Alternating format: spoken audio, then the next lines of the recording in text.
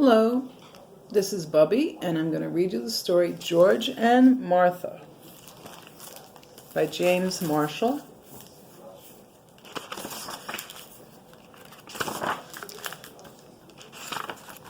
Here's the first page.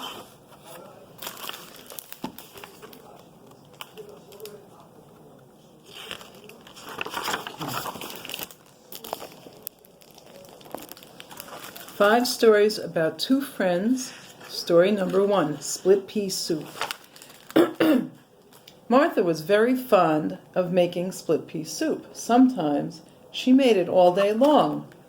Pots and pots of split pea soup.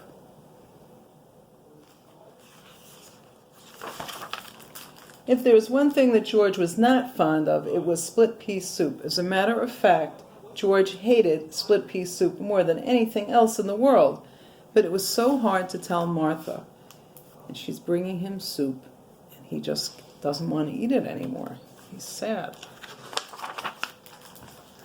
One day, after George had eaten 10 bowls of Martha's soup, he said to himself, "I just can't stand another bowl, not even another spoonful." So, while Martha was out in the kitchen, George carefully poured the rest of his soup into his loafers under the table. "Now she'll think I've eaten it."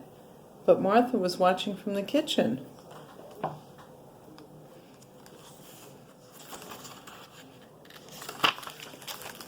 "How do you expect to walk home with your loafers full of split pea soup?" she asked George. "Oh dear, you saw me." "And why didn't you tell me that you hate my split pea soup?" "I didn't want to hurt your feelings," said George. "That's silly," said Martha. "Friends should always tell each other the truth. As a matter of fact, I don't like split pea soup very much myself. I only like to make it. From now on, you'll never have to eat that awful soup again." "What a relief," George sighed. "Would you like some chocolate chip cookies instead?" asked Martha.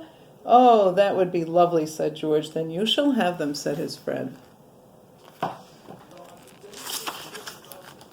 Story number 2, the flying machine. "I'm going to be the first of my species to fly," said George. "Then why aren't you flying?" asked Martha. "It seems to me you're still on the ground." "You're right," said George. "I don't seem to be going anywhere at all." "Maybe the basket is too heavy," said Martha. "Yes," said George. "I think you're right again. Maybe if I climb out, the basket will be lighter." Uh-oh, she's teasing him. "Oh dear," cried George. "Now what have I done? There goes my flying machine." "That's all right," said Martha. "I'd rather have you down here with me."